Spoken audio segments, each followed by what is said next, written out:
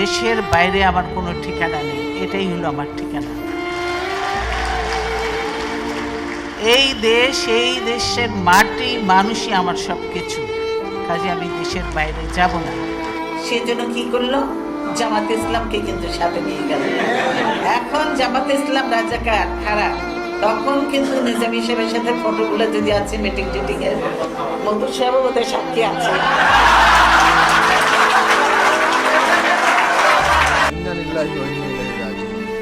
ভিডিওর শুরুতেই আপসীর নেত্রী বেগম খালেদা জিয়ার মৃত্যুতে গভীর শোক প্রকাশ করছে। দর্শককে দীর্ঘদিন অসুস্থ থাকার পর বেগম খালেদা জিয়া আমাদের সবাইকে ছেড়ে দুনিয়ার মায়া ত্যাগ করে চলে গেছেন। তো আজকের ভিডিওতে আমি আপনাদের সাথে কিছু তার পুরাতন ভিডিও শেয়ার করবো, যে ভিডিওগুলো শুনলে আসলে আপনারা তাকে ভালো না বেশি পারবেন না। যদি ভালো আগে না বাসতেন তাহলে এখন এই ভিডিওগুলো বা এই কথাগুলো শুনলে ভালো না বেশি পারবেন না। যাই হোক, আমি আপনাদেরকে সেই ভিডিওগুলো দেখাচ্ছি, কথাগুলো শুনবেন, একটু মনোযোগ দিয়ে দেখুন। দেশের বাইরে আমার কোনো ঠিকানা নেই, এটাই হলো আমার ঠিকানা।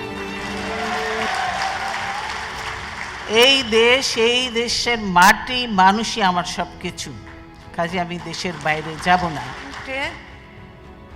দেশের এত সমস্যা, এই কোনো সমস্যা নিয়ে আলোচনা হয় না। দেশে শুধু গালি গালাজ, পার্লামেন্টে গালি গালাজ, আমরা পার্লামেন্টে নেই, কোথাও নেই, কিন্তু শুধু পার্লামেন্টে খালেদা জিয়া, তারেক রহমান আর জিয়াউর রহমানকে নিয়ে চলছে। তাদের যত গালি গালাজ আমাদের ইয়ে করছে। হ্যাঁ, এইটা হলো তাদের কাজ।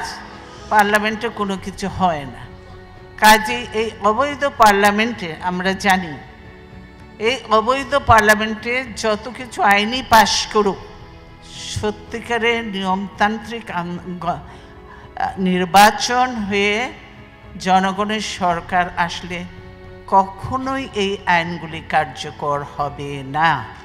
কারণ যে অবৈধ পার্লামেন্টের আইন এগুলি কার্যকর হতে পারে না। আপনারা দেখলেন যে আজকে দলীয়করণ করেছে, আমি আগে বলেছি প্রশাসন হয়েছে, পুলিশ হয়েছে, তারপরে নির্বাচন কমিশন। এই নির্বাচন কমিশন পুরো দলীয়করণ, সব দলের লোকজনকে বসেছে। কাজে এই নির্বাচন কমিশনের অধীনে কোনো নির্বাচন কি সুষ্ঠু হবে? হবে না। এই হাসিনার অধীনে কোনো নির্বাচন কি সুষ্ঠু হবে? এতগুলো কিছু দেখার পরে হবে না। যার জন্যই আমাদের ডিমান্ডটা যে আমরা নির্দলীয় যে নাইব, আমরা বললাম নিরপেক্ষ সরকারের অধীনে নির্বাচন হতে হবে, হাসিনার অধীনে হলে হবে না। আর নির্বাচন কমিশনকে পুনর্গঠন করতেই হবে, কমপ্লিট পুনর্গঠন না করলে এই নির্বাচন করা, এই রকিবউদ্দিন আর হামিদুদ্দিন দিকে দিয়ে পার্লামেন্ট নির্বাচন করা সম্ভব নয়। সেজন্যই এগুলি প্রয়োজন। দেশ আজ গণতন্ত্রহীন অবস্থায়, যার জন্য দেশে এইসব ঘটনা ঘটছে, একের পর এক যে ঘটনা ঘটছে, এই গণতন্ত্রহীন অবস্থায় রয়েছে।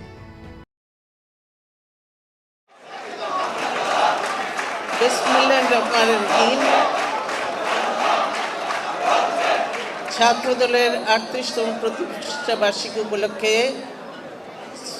ছাত্রদলের নবাজুট সভাপতি, সাধারণ সম্পাদক, সহসভাপতি সহ সকল ছাত্র নেতৃবৃন্দকে আমি আমার নিজের এবং দলের সকল নেতার কর্মীর পক্ষ থেকে জানাচ্ছি আন্তরিক অভিনন্দন এবং শুভেচ্ছা।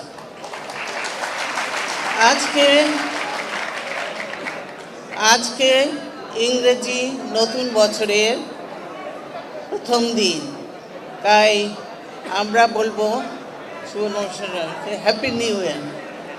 কাজে নতুন বছরটা শহীদ জিয়াউর রহমান কেন তোমাদের প্রতিষ্ঠা বার্ষিকী উপলক্ষে বেছে নিয়েছিলেন? নিশ্চয়ই তার মনে কিছু ছিল যে নতুন বছরে নতুন স্বপ্ন, নতুন আশা, নতুন উৎসাহ উদ্দীপনা নিয়ে তিনি দেশটাকে গড়ে তুলবেন।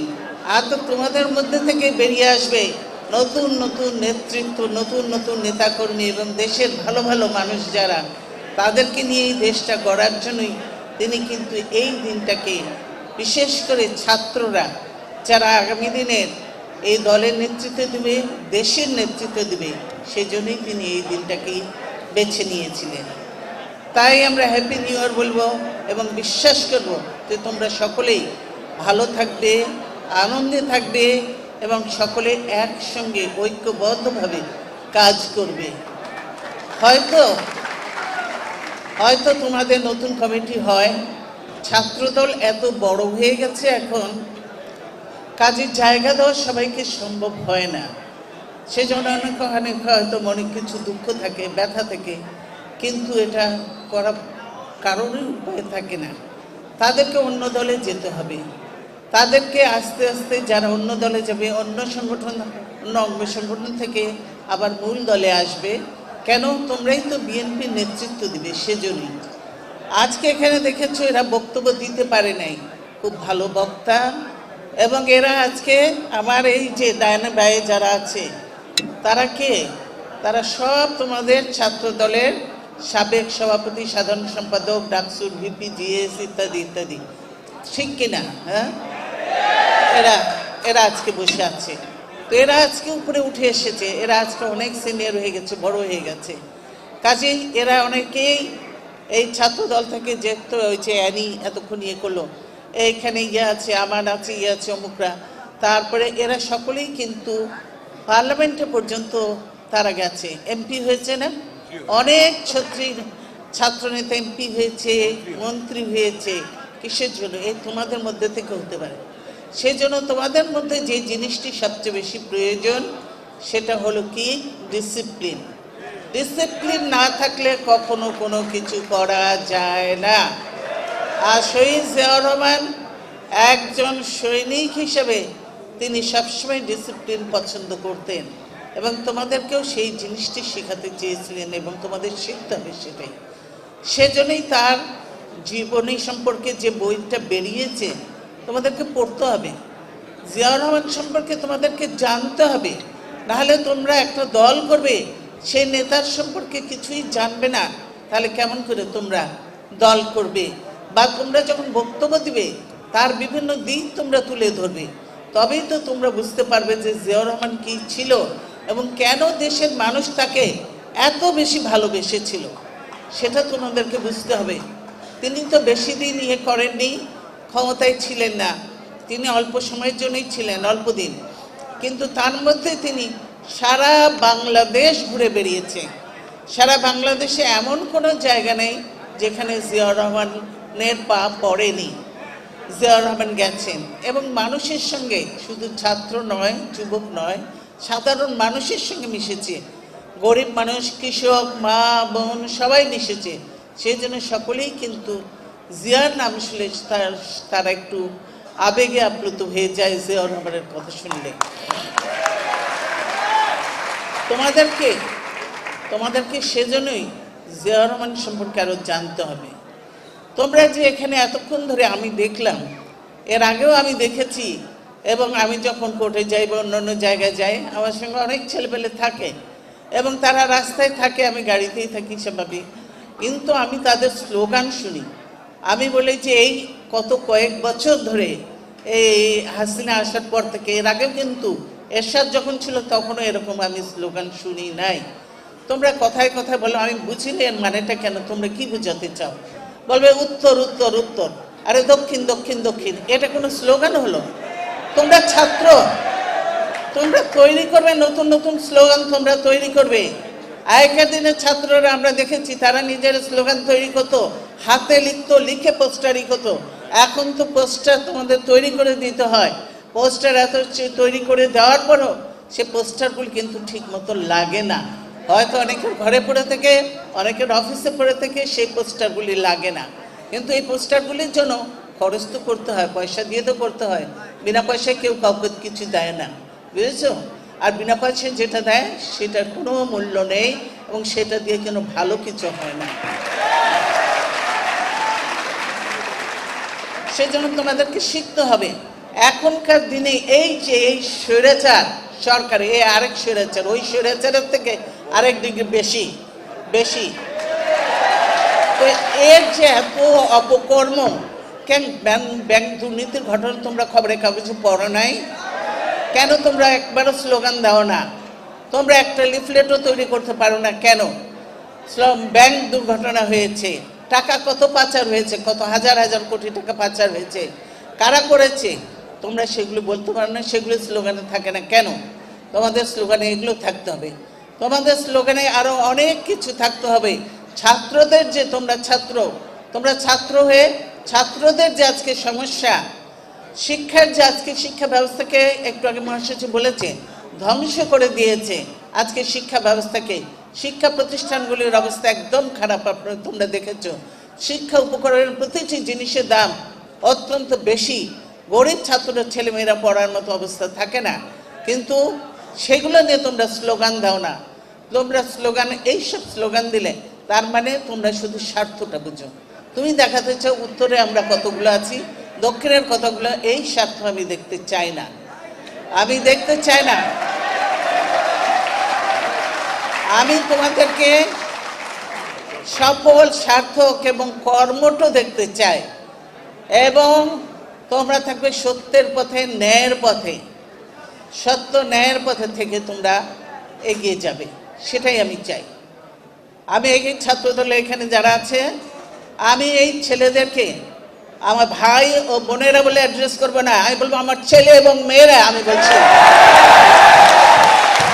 আমি ছেলে মেয়ে বলছি, তখন তোমাদেরকে সেইভাবে আমার সঙ্গে তোমরা সেইভাবেই কাজ দেখাতে হবে। নাহলে কিন্তু মনে কষ্ট পাবো, ব্যথা পাবো যে এই ছেলে মেয়েদেরকে আমরা এই করলাম। তোমরাই বলেছো যে কয়েকদিন তোমাদের সঙ্গে আমি কথা বলেছি, দেখেছো ওই অফিসে অনেক রাত পর্যন্ত আমি কথা বলেছি। আমরা জানতে চাই, হয়তো সব সমস্যা জানি না, এরা আসে, এখনও তো নানা সমস্যা আছে, সবসময় আসতে পারে না, বলতে পারে না অনেক কিছু। এখন তো এরাও নানাভাবে কষ্টের মধ্যে আছে, তোমাদের সেটা বুঝতে হবে। তোমরা তোমাদের এতগুলো সহকর্মীকে হারিয়েছো, এতগুলো তোমরা হয়তো নিশ্চয় পেয়েছো, এটা সহকর্মীদের হারিয়েছো। কাজেই এটার উপরে তো তোমাদের স্লোগান হতে পারে, গুম খুন বন্ধ করো, হত্যা বন্ধ করো, সন্ত্রাস বন্ধ করো। কেন এগুলো হয় না? আজকে সন্ত্রাস কারা করে? আজকে সন্ত্রাস কারা করছে? সন্ত্রাস করছে আওয়ামী লীগের লোকজন, সরকারের লোকজন, সব সন্ত্রাস করছে, মানুষ হত্যা করছে, মানুষ খুন করছে বিভিন্ন জায়গায়। তারা এমনকি পুলিশকে পর্যন্ত ইনসাল্ট করছে, প্রতিনিয়ত দেখছো কাগজে আসছে। সরকারি অফিসারদের তারা অপমান করছে, তারপরে শিক্ষকদের অপমান করছে, শিক্ষকদের নানাভাবে হয়রানি করছে। কেন তোমরা এই কথাগুলো বলবে না? এগুলোই তো তোমাদের মুখ থেকে শুনতে চায় মানুষ। মানুষ দেখতে চায়, সাধারণ মানুষ, যে ছাত্রদলের এরা কি স্লোগান দিচ্ছে। ও গ্রামের মানুষও, আমাদের দেশে মানুষ কিন্তু আবার রাজনীতিটা, পলিটিক্সটা খুব ভালো বোঝে, বেশ সুন্দর। তোমরা দেখবা গ্রামে গঞ্জে ছোট ছোট চায়ের দোকান টোকানে সব কিছু টেলিভিশন দেখবে, না হলে কথা শুনবে, সেটার উপর তিনারা ডিসকাশন করবে, আলোচনা করবে, এবং তারা মতামত একটা স্থির করে। তোমরা ভেবে নাও যে রাজনীতিটা খুব সহজ জিনিস, এটা নয়। পপুলারিটি থাকলেই শুধু যে হয় তা নয়, এটা পরিশ্রমের পিছনে অনেক শ্রম দিতে হয়, তবেই সার্থক হওয়া যায়। আজকে এই সরকার ক্ষমতায় আসার পর থেকে যা করছে দেশে, তোমরা দেখতে পাচ্ছ না কি অবস্থা হয়েছে দেশের? শিক্ষা প্রতিষ্ঠানগুলিতে কোনো কাজ হচ্ছে, লেখাপড়া হচ্ছে? মোটেই লেখাপড়া হয় না। কি হয়েছে? শিক্ষা প্রতিষ্ঠান সব জায়গায় তাদেরকে বলে দেওয়া আছে। এর আগে ওই কি GPA 5 দিয়ে করেছিল। তারপরে এখানে অনেক ছেলেপেলে আছে ঢাকা ইউনিভার্সিটির, তোমাদেরও তো ভর্তি পরীক্ষা দিতে হয়েছে, দিয়ে ঢুকতে হয়েছে, ঠিক না?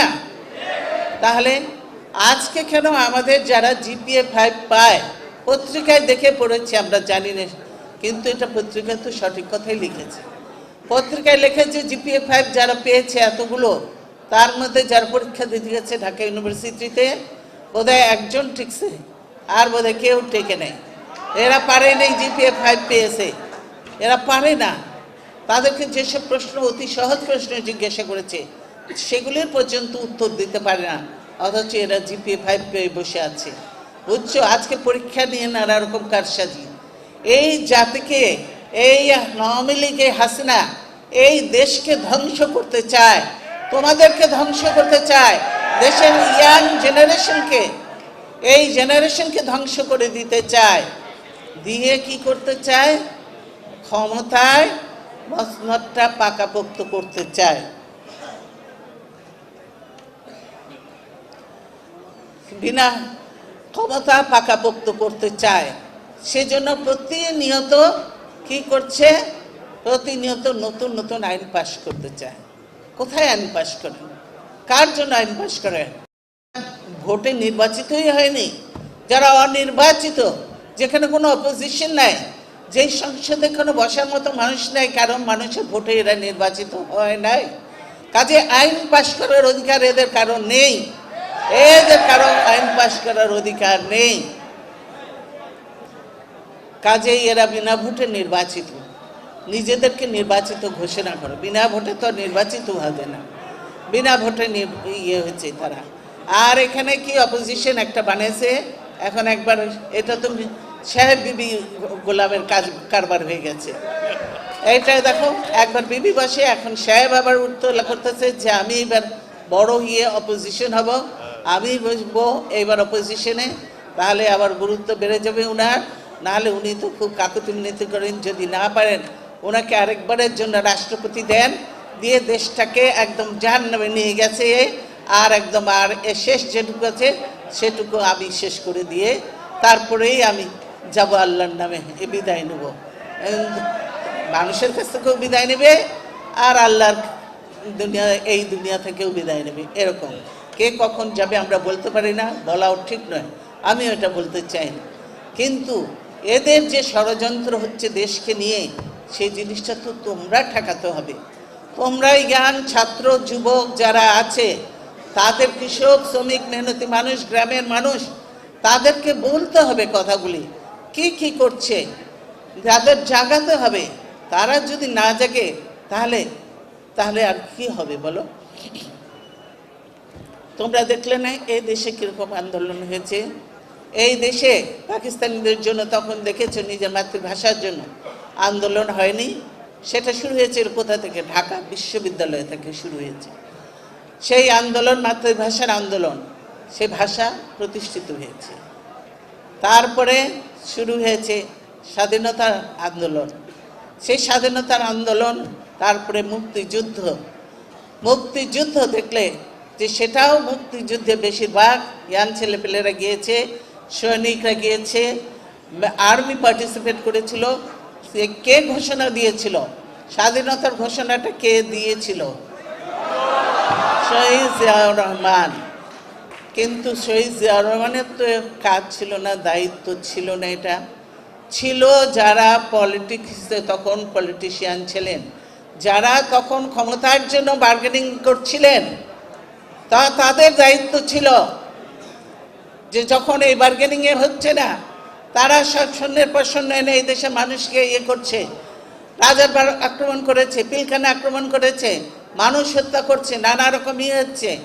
তখনও তারা কেন মানুষকে স্বাধীনতার ঘোষণা দেওয়ার জন্য তার নেতারা বারবার তাদের নেতার কাছে যেয়ে অনুরোধ করেছে, কাকুতি মিনতি করেছে, কিন্তু তারপরেও কিন্তু স্বাধীনতার ঘোষণাটা তিনি দেননি।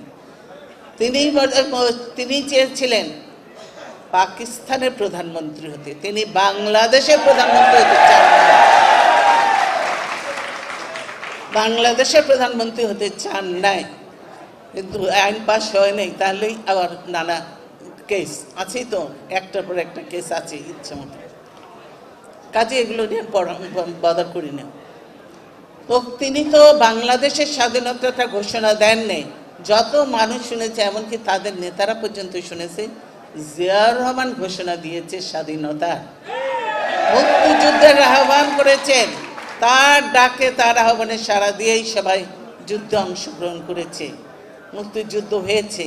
তিনি তো শুধু ঘোষণা দিয়েই বসে থাকে নাই, তিনি কিন্তু যুদ্ধে অংশগ্রহণ করেছেন। যুদ্ধে অংশগ্রহণ করেছেন। তাদের নেতারা নিজেদের যে অপকর্ম সেগুলো বলার পর্যন্ত সাহস নেই। আর মিথ্যে প্রচারণা জিয়াউর রহমান সম্পর্কে, আমার পরিবার সম্পর্কে প্রতিনিয়ত তাদের খারাপ নোংরা ভাষা, বাজে কথা, মিথ্যে কথা এগুলো আছে। বলতে দাও, যত ইচ্ছে মিথ্যা বলুক, আবার কোনো কিছু না। মানুষই তাদেরকে বুঝবে যে এরা কত নিচু, কত নোংরা, আর কি প্রকৃতির লোক এরা। মানুষ তাদেরকে আরও বেশি দূরে ঠেলে দেবে তাদের কাছ থেকে। কাজে সেজন্যই জিয়াউর রহমান যে লোকটা দেশের জন্য যুদ্ধ করলো, দেশে স্বাধীনতার ঘোষণা দিল, ডাক দিল, সকল ঐক্যবদ্ধ হলো, তারপর তো তিনি ক্ষমতা নিয়ে বসে থাকেনি। তিনি আর ব্যারাকে ঠিকই ফিরে গেছেন। তার দায়িত্ব, তাকে যা দায়িত্ব দেওয়া হয়েছিল তিনি সেটাই পালন করেছেন। কিন্তু সেই দেশটা, সদ্য স্বাধীন দেশটা, এই অল্প 2 বছরের মাথায়, বোধ হয় 2 বছর কি 3 বছর হবে না,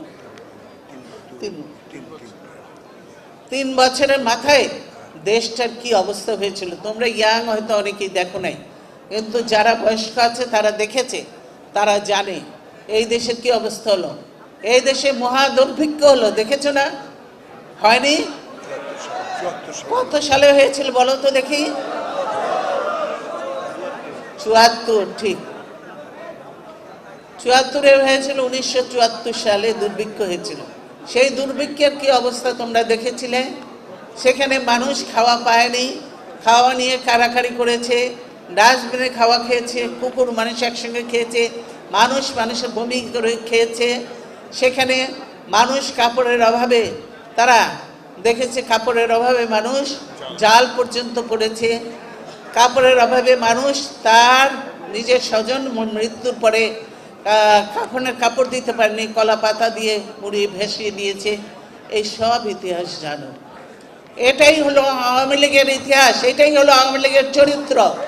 আওয়ামী লীগ এইভাবেই দেশটাকে তখন শেষ করেছিল, দেশটাকে সেদিন শেষ করেছিল। তারপরে দেশের মানুষ আর তাদের কখনো ক্ষমতায় আনেনি। তারপরে আবার চুরি চামারি করে, যেই হোক অনেক বছর পরে মাফ টাপ চেয়ে এটি করে ক্ষমতায় বসেছিল। ক্ষমতায় বসার পরে যা শুরু করলো, যা নিয়ম ওদের, এই আর এখন তো এই ক্ষমতায় বসাই নেই। এখন তো তাদের চিরস্থায়ী বন্দোবস্ত করার জন্য একের পর এক নতুন নতুন আইন পাশ করে, যাতে তারা তাদের যে ভবিষ্যৎ যারা আছে বংশধর, তাদেরকে পর্যন্ত ক্ষমতায় দিয়ে যেতে পারে।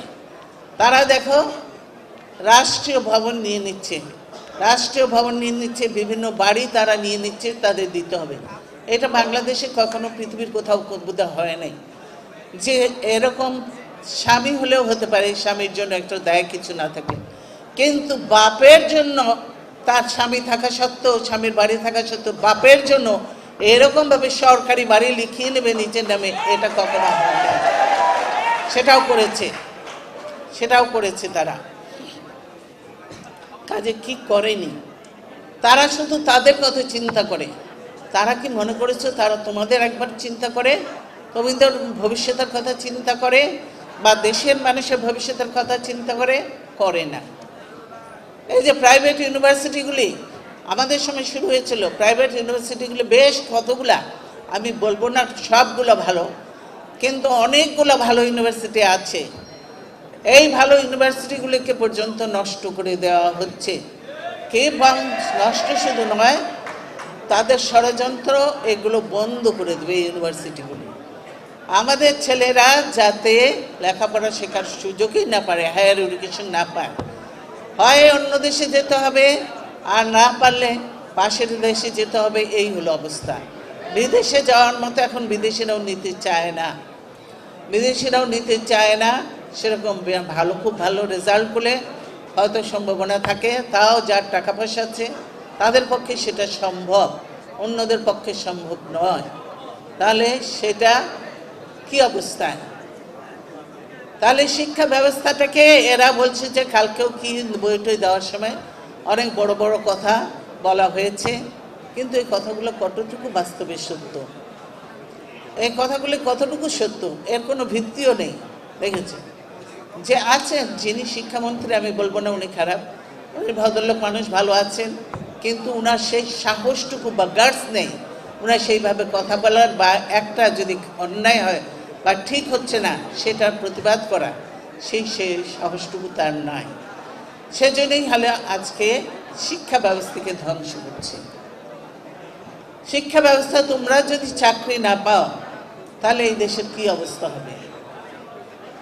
কি বিএনপির হলে, কেউ বিএনপির হলে হাজার ভালো স্টুডেন্ট হোক, হাজার সে ভাইবা দেখ, সে পরীক্ষা দেখ, পিএসসি পাবলিক সার্ভিস কমিশনে পরীক্ষা দেখ, পাস করুক, তারপরেও যখন পুলিশ ভেরিফিকেশন হবে তখন বিএনপির গন্ধ পেলে তার আর চাকরি হবে না।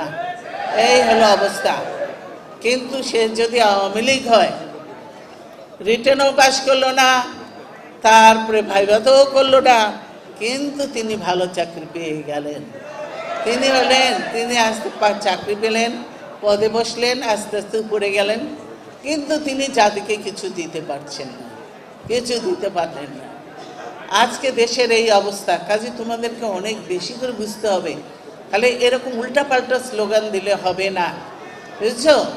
দেশকে আজকে এরা পরিকল্পিতভাবে, আমরা বলবো না যে তারা করে, এরা চিন্তা ভাবনা করে পরিকল্পিতভাবে এই দেশটাকে চিরতরে ধ্বংস করে দিতে চায়।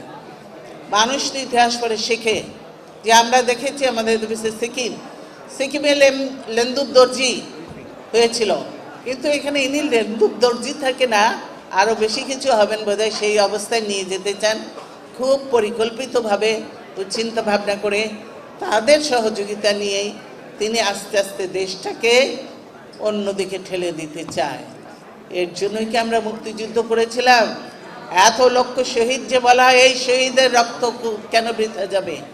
শহীদের রক্ত বৃথা যেতে পারে না, আমাদের ছাত্র যুবকদের রক্ত বৃথা যেতে পারে না। কারণ যে দেখেছো এরশাদের সময় তোমাদের প্রথমে তো ট্রাক তুলে মেরে ফেলেছিল না দীপালি শাহ, আর কি জানি, জয়নাল জাফর, দীপালি শাহ সব। আর সে বলে আমি কেন মানুষ হত্যা করি নাই? সে তো খুনি, সে তো হত্যা করেছে। সব খুনিগুলা তাই সেইখানে যে জুটেছে। সব খুনিগুলা যদি দেখো তোমরা একটা করে, এদের নাম নেওয়াও ঠিক না, এগুলো যে জুটেছে ওখানে কি করেছে? ওখানে জুটে এখন দেশে এই অবস্থা শুরু করেছে। গুম করো, গুম করতে করতে তারপরে এদেরকে খুন করো, এদেরকে আর এদের হদিস কোনো দিনে পাবে না। অনেক তোমরা ছবি দেখেছো পত্রিকায়, যেরকম ছবিও বেরিয়েছে যে অনেকেই গেছে, গুম হয়েছে, পাওয়া যায় না, তার লাশ পাওয়া গেল, গলিত অবস্থায় তার লাশ পাওয়া গেল, সেইকে তার লাশ চেনাও যায় না ঠিক মতো, তার আত্মীয় স্বজন হয়তো দেখেই করে। এমন দেখা গেছে যে তার হাতে হ্যান্ডকাপ পরা অবস্থায় সে মৃত্যুবরণ করেছে। তো হ্যান্ডকাপ কে লাগায়? পুলিশই তো লাগায়। পুলিশ তাকে বলছে যে ক্রস ফায়ার নয়, পুলিশ তাকে গুলি করে নিয়ে যেয়ে বাইরে গুলি করে হত্যা করেছে। এই হলো অবস্থা। কাজেই দেশ থেকে গুম, হত্যা, খুন, এই ক্রস ফায়ার এগুলো বন্ধ করতে হবে, এগুলি বন্ধ করতে হবে। এই পুলিশ করা চলবে না। পুলিশকে বলতে হবে যে হ্যাঁ, আমরা পুলিশে আইন শৃঙ্খলা ঠিক রাখার জন্য পুলিশের দায়িত্ব পুলিশ করবে, কিন্তু আপনারা দয়া করে আমাদের ছেলেপেলেদের উপরে এরমভাবে গুলি করে আমাদের ছেলেপেলেদেরকে হত্যা করবেন না।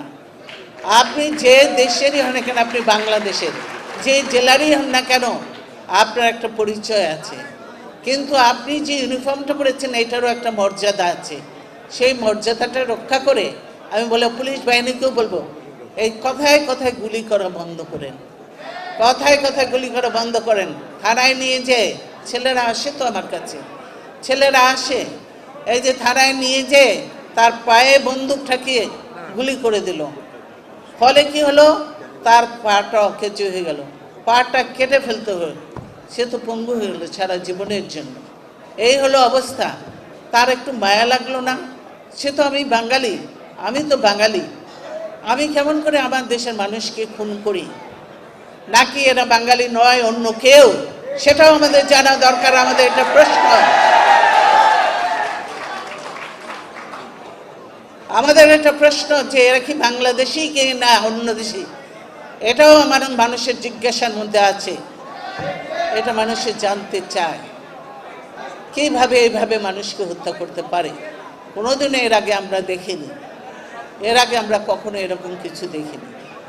কাজে আমরা বলতে চাই দেশের অবস্থা খুব খারাপ। প্রতিনিয়ত একদিকে খুন গুম চলছে, এখনো চলছে প্রতিনিয়ত। সাদা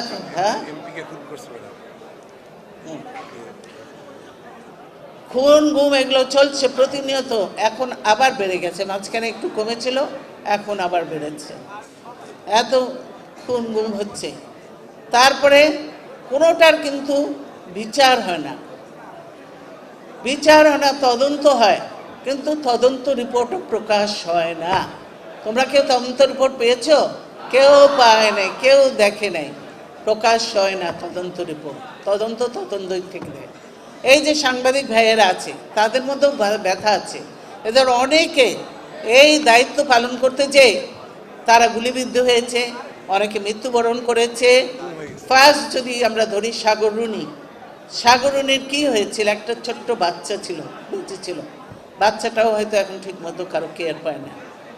সেই সাগর রুনি দুইজনকে কিভাবে হত্যা করা হলো, তার বাসায় ঢুকে কারা করলো, এটা মানুষের মধ্যে অনেক প্রশ্ন। এবং মানুষের মধ্যে প্রশ্ন নয়, মানুষ কিন্তু নিজেরাই খবর জোগাড় করে সত্যি খবরটা জোগাড় করে নেয়, এবং মানুষ জানে সত্যি তথ্য কি, যে কারা এটা করেছে। সাগর বা রুনি তার ওয়াইফের কাছে এমন কিছু তথ্য ছিল, তার কম্পিউটারে সেটা ছিল, সেজন্য তার বাসায় তার কম্পিউটার বা ল্যাপটপ যেটাই বলেন, তার বাসায় কোনো কিছু কিন্তু হারায়নি, শুধু ওই ল্যাপটপ না কম্পিউটার যেটা ছিল সেটা পাওয়া যায়নি। কেন? সেটার মধ্যে সব তথ্যগুলো ছিল, এবং তিনি চেয়েছিলেন এটা জনগণকে জানাতে, সেই সুযোগটি আর দেওয়া হয়নি তাকে। কিন্তু তার আগেই জেনে ফেলেছিল গোয়েন্দারা। এখানে যে গোয়েন্দা, বাংলাদেশের গোয়েন্দা কত আর অন্য দেশের গোয়েন্দা কত আছে, সেটাও আজকে জাতির কাছে প্রশ্ন। ছাত্রদের তোমাদের এগুলো প্রশ্ন রাখা উচিত, এগুলো জানা দরকার। কেন বাংলাদেশের মধ্যে অন্য কোনো দেশের গোয়েন্দা থাকবে? এটা থাকতে পারে না। এটা একটা স্বাধীন সার্বভৌম দেশ। এই দেশকে নিয়ে যা ইচ্ছে তাই আমরা করতে পারি না, দিতে পারি না। তাদের সেই জন্যই আমাদেরকে নিজের দেশের স্বার্থ রক্ষা করতে হবে। একটু আগে কে ফেলানির কথা ওই যে কবিতায় বলল, ফেলানিকে মারলো কারা মেরেছে? ফেলানিকে গুলি করে বিএসএফ মেরেছে। প্রতিনিয়ত, কালকেও তো খবরের কাগজে দেখেছি যে বিএসএফ কাকে ভিতরে ঢুকে কাকে ধরে নিয়ে গেছে না মেরে ফেলেছে। তো প্রতিনিয়ত ইয়ে হচ্ছে বিএসএফের। কিন্তু বিএসএফ যে বাংলাদেশের ভিতরে ঢুকে বা বাংলাদেশের বর্ডারের মধ্যে মানুষগুলো মারছে, এটার কি কোনো প্রতিবাদ হয়েছে? খালেদা জিয়া একটা কথা বলেই তো সঙ্গে সঙ্গে সব শিয়ালগুলো হুয়া করে ওঠে।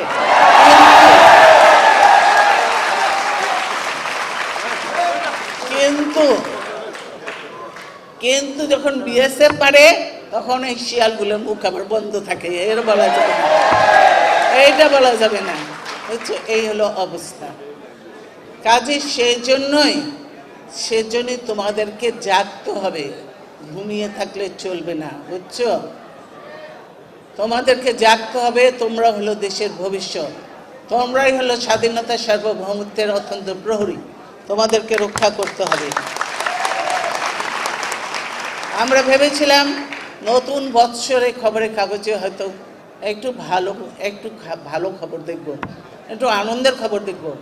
কিন্তু এই নতুন বছরের খবরে যারই হোক না কেন কষ্ট লাগে, হত্যা যারই হোক না কেন, নতুন বছরে খুলেই দেখলাম এই হত্যা, এখানে হত্যা, কোথায় হত্যা? রংপুরে, গাইবান্ধা আর খুলনা। এইসব কিসের জন্য এগুলো? এই হত্যা বন্ধ করতে হবে। আমি বুঝি না বিএনপি আওয়ামী লীগ, কিছু বুঝি না, আমি বুঝি হত্যা বন্ধ হতে হবে। কোনো দলের লোককেই হত্যা করা যাবে না, তারা মানুষ। সেই জন্যই আমরা তাই বলছি যে আমি যে ইয়েটা দিয়েছি, ইলেকশন কমিশনের প্রস্তাবটা, এটা কি তোমরা পড়েছো? সবাই পড়ো নাই। এটা বই আকারে ইয়ে করা হয়েছে, কিন্তু তোমরা পড়ো নাই। তাহলে তোমরা কিসের ছাত্র? তোমরা কেন ছাত্র দল করবে, বা তোমরা যুবদলই বা কেন করবে? যারা এই বস্তি থেকে দিয়ে বস্তির ছেলে পেলে এনে দল করতে যাবে না। সংখ্যা আমি দেখতে চাই না, আমি দেখতে চাই ভালো মেরিট দেখতে চাই। আমি সেখানে যে যোগ্য উপযুক্ত ছেলে পেলে আছে কিনা, আমি সেটাই বলেছি। আমরা দেখেছি যে এখানে আছে, এরা সব দিক থেকে উপযুক্ত ছিল, তাই আজকে এরা, তোমরা ওখানে বসে আছো, এরা এখানে স্থান পেয়েছে, এরাও আরও সিনিয়র হয়ে যাবে। তোমরা তখন যাদের মধ্যে ভালো পাবো তারা হয়তো এরকম জায়গায় বসবে, তাদেরও একদিন আসবে, তারা এরকম জায়গায় বসবে। কাজে সেই জন্যই বলতে চাই, তোমাদেরকে এগুলো জানতে হবে। ইলেকশন কমিশন আমরা কী চেয়েছি, আমরা বিএনপির মতো করে কোনো সাজিয়ে আমরা ওটা দেইনি রাষ্ট্রপতির কাছে। রাষ্ট্রপতি পড়েছেন, আমরা যেটা দিয়েছি ওনাকে আমরা ধন্যবাদ দেব। রাষ্ট্রপতি উনি পড়েছেন সবটা। পরবর্তীতে যখন রাষ্ট্রপতির সঙ্গে আমাদেরকে ডেকেছে, দেখা করতে গেছি, পরে আমরা একটা ছোট্ট ব্রিফ, আমরা কি বলতে চেয়েছি ওটার একটা ব্রিফ, ওটাও আমরা ওনাকে দিয়ে এসেছি। সেটা চেয়েছি, আমরা বলেছি যে শুধু নির্বাচন কমিশন নিরপেক্ষ হলেই হবে না, তার সঙ্গে আমরা চেয়েছি যে একটা সহায়ক সরকার, অর্থাৎ নিরপেক্ষ সহায়ক সরকার, যারা নির্বাচন কমিশনকে সব রকম সহায়তা দিবে নির্বাচনটাকে সুষ্ঠু করার জন্য, নিরপেক্ষ করার জন্য, সেরকম একটা সরকার চেয়েছি। কিন্তু এই আওয়ামী লীগের অধীনে কি কোনোদিনও নির্বাচন সুষ্ঠু হবে, নিরপেক্ষ হবে? হবে না। কারণ তারা যেসব আইন করছে বা যেসব কাগজ দেখছি, সেটা যদি দেখি, সেগুলো শুনলে তাহলে বোঝা যায় যে তারা ক্ষমতা ছাড়তে আগ্রহী নয়। কেন ক্ষমতা ছাড়তে আগ্রহী নয়? তারা কেমন ক্ষমতা থেকে যেতে চায় না? ক্ষমতা কোনোদিনও স্থায়ী হতে পারে না।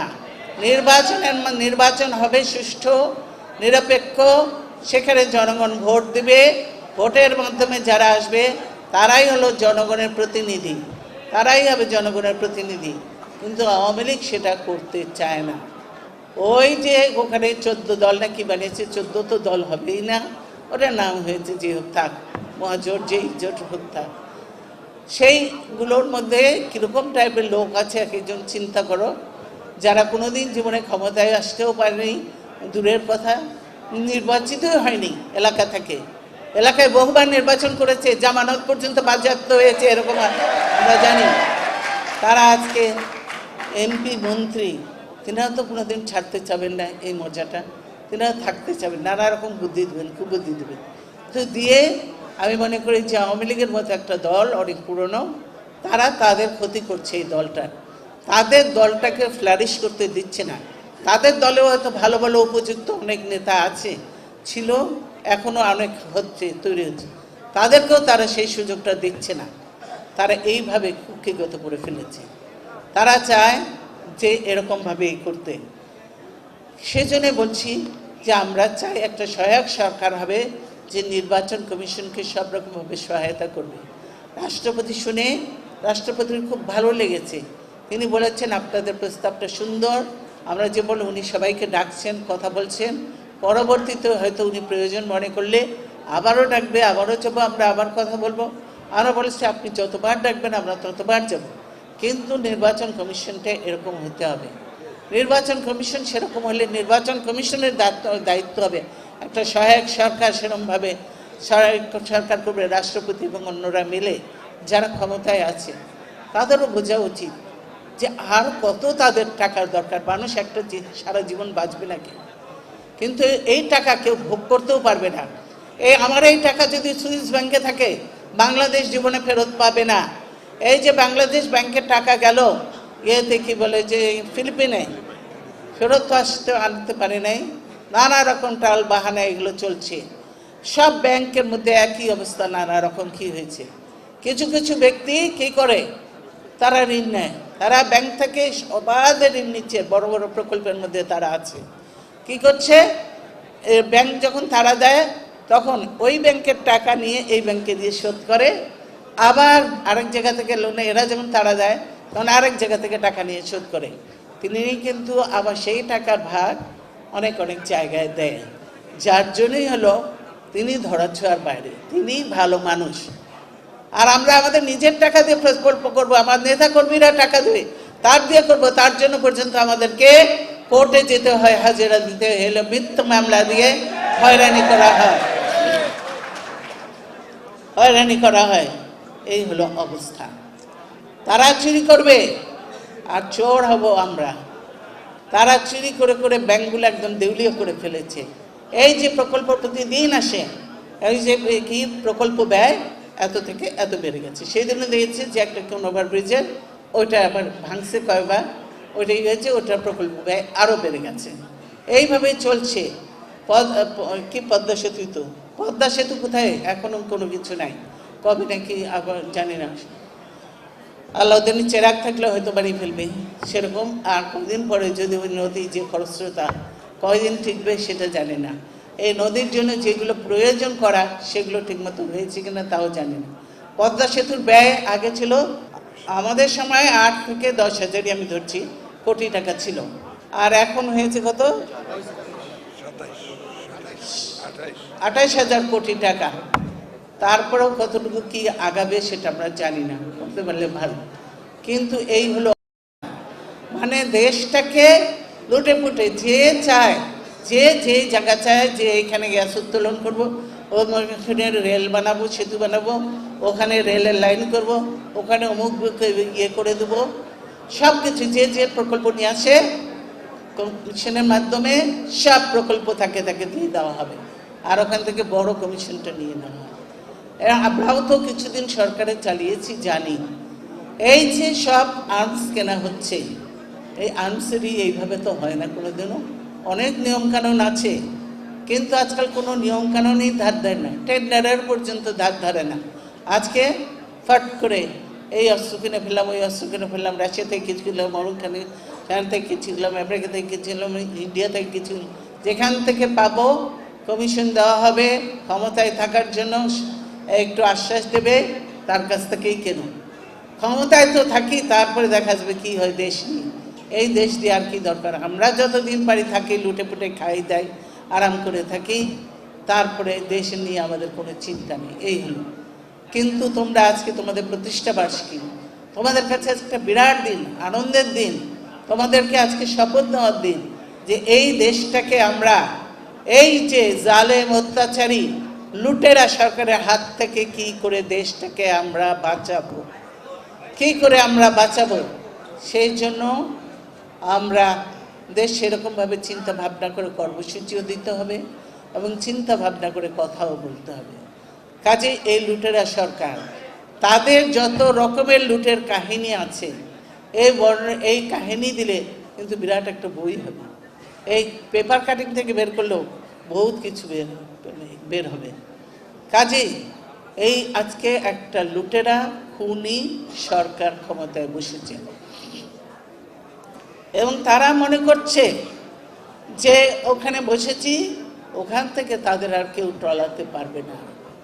কিন্তু টলাবার মালিক তো একজন উপরে, উনি ছাড়তে দেন। যখন শয়তানকে বাড়তে দেয় রাশি ছাড়ে, এক সময় এমন দেবে তখন আর কিছু থাকবে না, সব। সেই জন্য ইনারা ভাবছেন এখন বসেছি সব চেয়ারগুলিতে, বিশেষ করে যিনি আছেন চেয়ারে বসেছি, এমন শক্ত করে ধরে রাখতে হয় না। ওই আজকে কি নিয়ে একটা অ্যাড দেয় না, কি ফেভিকল নাকি একটা আঠা, ফেভিকল লাগাই বসে গেছি, কাজেই এখান থেকে আর উঠছি না, এখান থেকে আর উঠছি না। এই হলো অবস্থা, বুঝেছেন? এই হলো অবস্থা। কাজে বুঝতে হবে যে দেশটা কোথায় যাচ্ছে।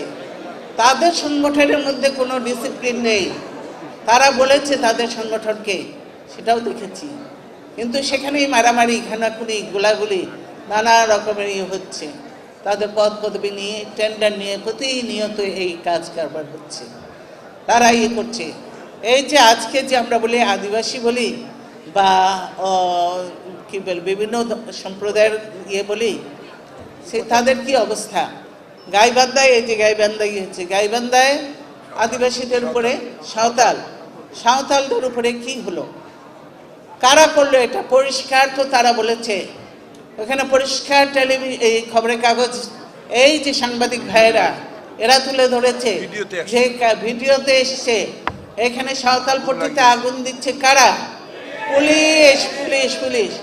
পুলিশ কাদের নিয়ন্ত্রণে?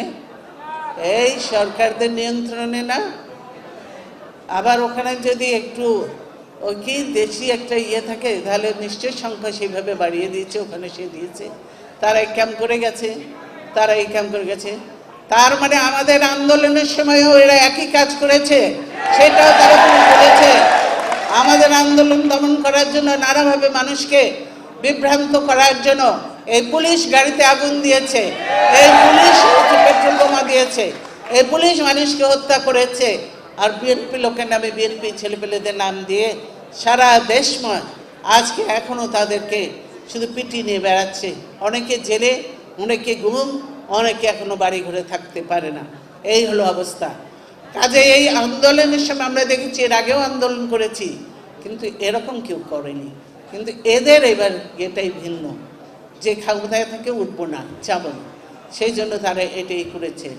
এবং আমাদের আন্দোলনের সময় এখন থেকে তোমাদেরকে প্রত্যেককে বলতে হবে, আমাদের আন্দোলনের সময় তারা এই ছাত্রলীগকে সাথে নিয়ে বা যুবলীগকে সাথে নিয়ে এই পুলিশ দিয়ে এই গাড়ির মধ্যে আগুন দেওয়া হয়েছে, এই গাড়ি বা ইয়ের মধ্যে আগুন দেওয়া হয়েছে, ওইখানে বোমা মারা হয়েছে, এই যে জ্বলে গেছে পেট্রোল বোমা মারা হয়েছে, তারা করেছে, আওয়ামী লীগ করেছে।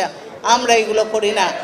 আমরা আমাদের ছেলেপেলেদের বলছি, তোমরা লেখাপড়া করে ভালো হবে, চাকরি বাকরিতে যাবে, মানুষ হবে, এবং কেউ রাজনীতি করবে, কেউ চাকরি করবে, এটাই হলো কথা। কিন্তু আজকে তারা যেভাবে করছে, কারণ দেশের মধ্যে অসন্তোষ বেড়ে যাচ্ছে। কারণ যে ভালো ভালো শিক্ষিত ছেলেপেলেরা, কোনো দল, কোনো প্রাইভেট ইউনিভার্সিটির ছেলেরাও এখানে আছে, তারা যারা দল করে না, কোনো করে না, হয়তো দলের সঙ্গে তার একটা ইয়ে থাকতে পারে, যেহেতু সে বয়স হয়ে গেলে, 18 বছর হয়ে গেলে সে ভোটার হতে পারে, তার একটা লাইকিং ডিসলাইকিং থাকতেই পারে।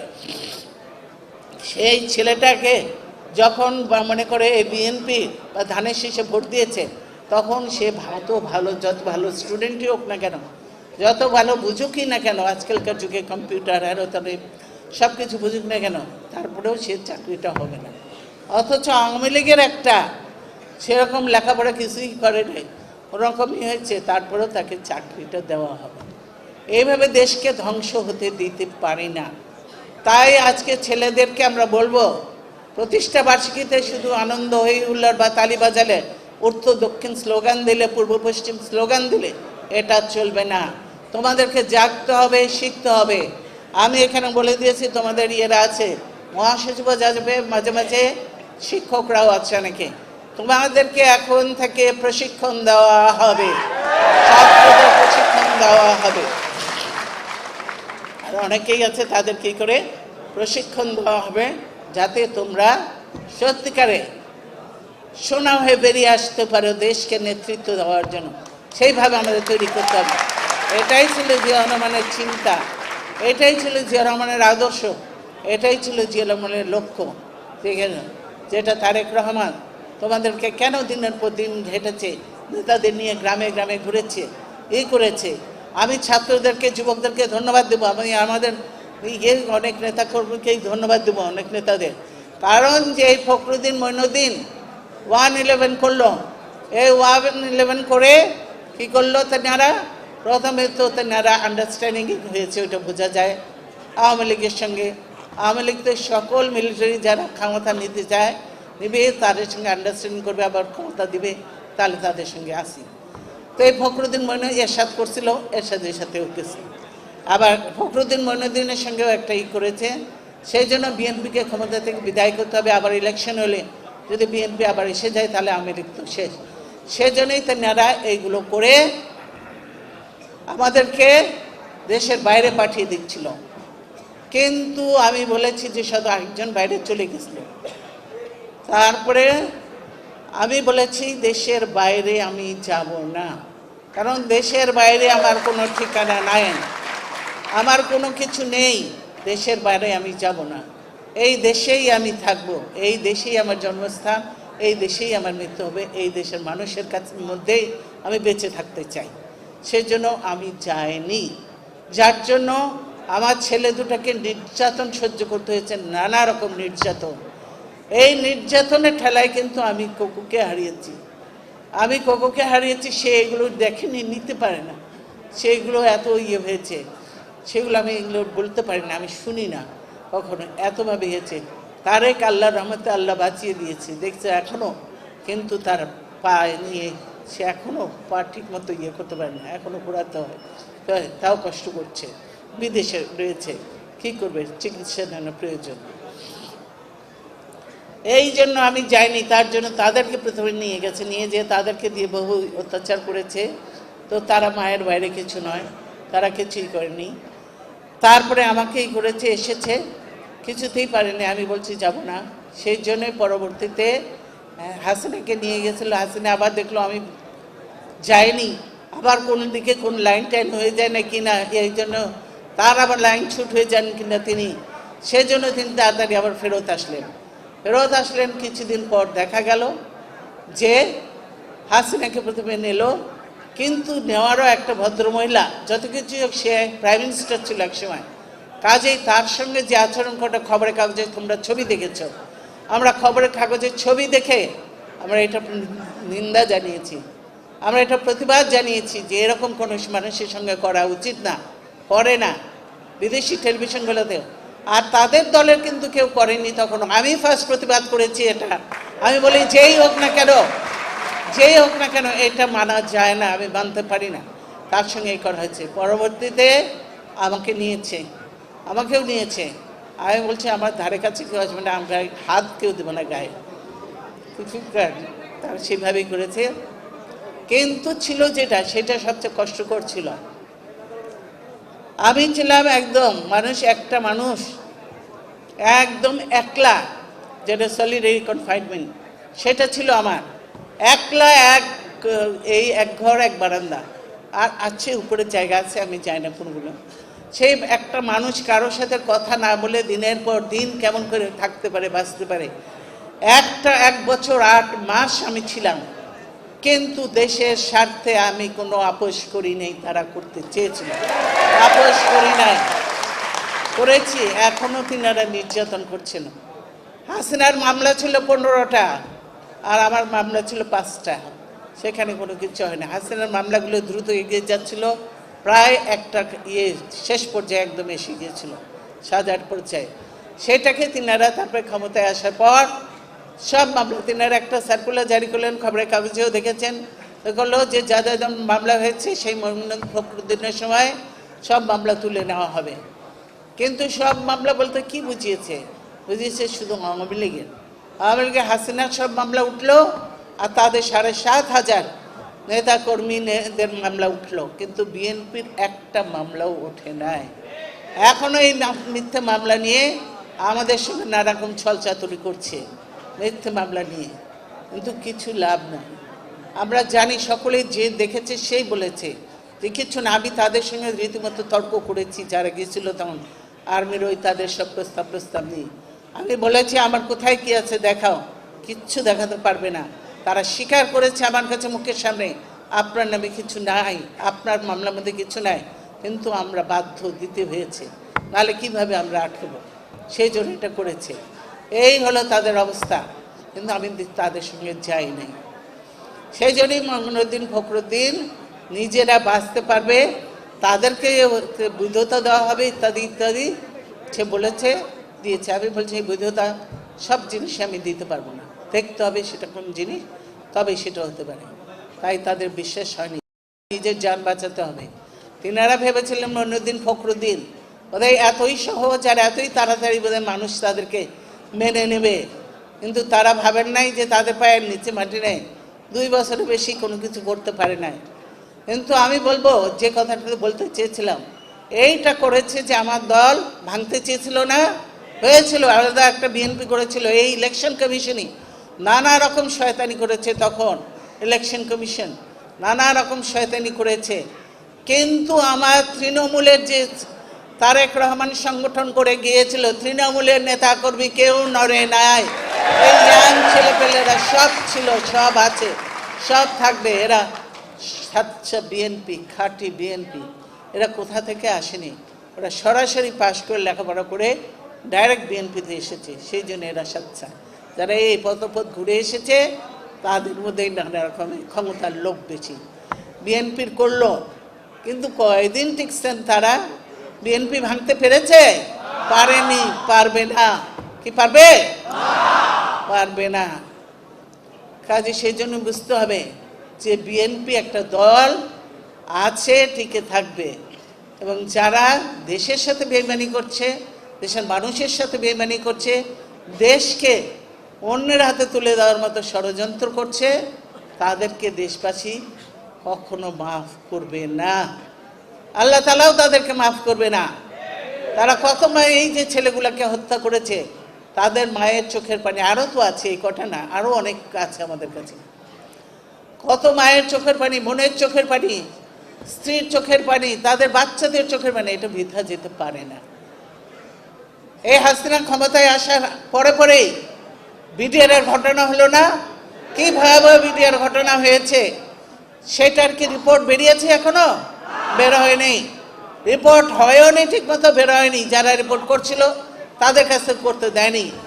আমরা জানি এর সঙ্গে কারা জড়িত, কি দেশবাসী সেটা ভালো করেই জানে। অনেকের কাছে অনেক তথ্য কিছু আছে, কিন্তু কেউ এখন ই করে না। সেই তথ্য অনেক দূর শুনে গেছে, আমেরিকা পর্যন্ত অনেকে চলে গেছে। যেই হোক, কাজে বুঝতে পারছেন যে এই দেশকে নিয়ে খেলা চলছে, ষড়যন্ত্র চলছে। এই দেশের যুবকদের, এইদেরকে মা বোনদের, কর্মক্ষম মা বোনদেরকে সবকে বেকার করে দিতে চায়।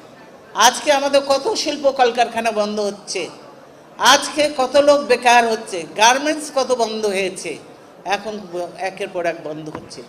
বিদেশে আমাদের গিয়ে কমে গেছে, এক্সপোর্ট কমে গেছে। বিদেশে আমাদের জিনিসপত্র নিচ্ছে না এখন। রেমিটেন্স, বিদেশ থেকে যে টাকা পাঠায় সেটা কমে যাচ্ছে। সৌদি আরব দেখেছেন যে মিডল ইস্টে বেশি নেয়, তারা কেউ নিচ্ছে না। এই নিব বলে আবার বন্ধ হয়েছে, মালয়েশিয়া নিব বলে আবার বন্ধ হয়েছে, কারণ তাদের এইসব নানা রকমের জন্য বন্ধ হয়ে যায়। কাজেই দেশটাকে ভালোবাসলে, যারা সত্যিকারে ছাত্র নেতারা আছো, যারা সত্যিকারে দেশকে ভালোবেসে, দলকে ভালোবেসে, নেতাদের প্রতি, যে নেতাই থাকুন নেতাদের প্রতি সম্মান শ্রদ্ধা রেখে দল করতে চাও, তারাই দল করতে পারবে। শুধু আজ বাজে দেখলে আমি বলছি আমি কোয়ালিটি চাই, কোয়ান্টিটি চাই না, আমি সেইভাবে করবে।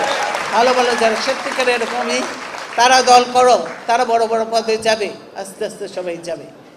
কিন্তু আজকে আমাদের প্রশ্ন, আমরা সেই জন্য আমরা তখনই জানতাম যে ফখরুদ্দিন মঈনুদ্দিনের লক্ষ্যটা কী ছিল। সেই জন্য আমরা তখন মানুষের কাছে হয়তো ভাবছি খুব আউটডেটেড একটা স্লোগান।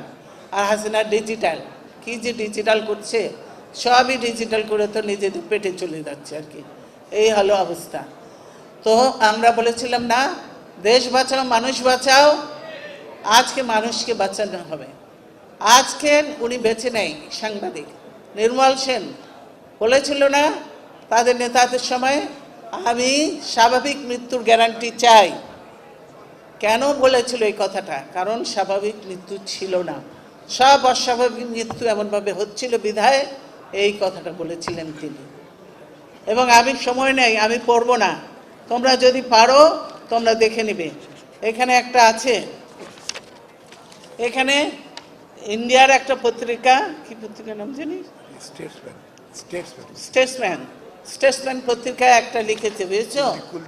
কুলদীপ নায়ার খুব বড় জার্নালিস্ট, খুব বড়। জিয়াউর রহমান তাকে দেখেছেন এবং আমার সাথেও তার কয়েকবার কথা হয়েছে, এর আগে এসেছিল, তার সঙ্গে কথা হয়েছে। তিনি যে কথাগুলো লিখেছেন সেটা যদি আমি পড়ি তোমরা অবাক হয়ে যাবে যে ইন্ডিয়ার মতো পত্রিকা, স্টেটসম্যান একটা নাম করা পত্রিকা, খুবই নাম করা পত্রিকা, প্রেস্টিজিয়াস পত্রিকা, তাহলে কি করবো দেখি পড়ে নিই।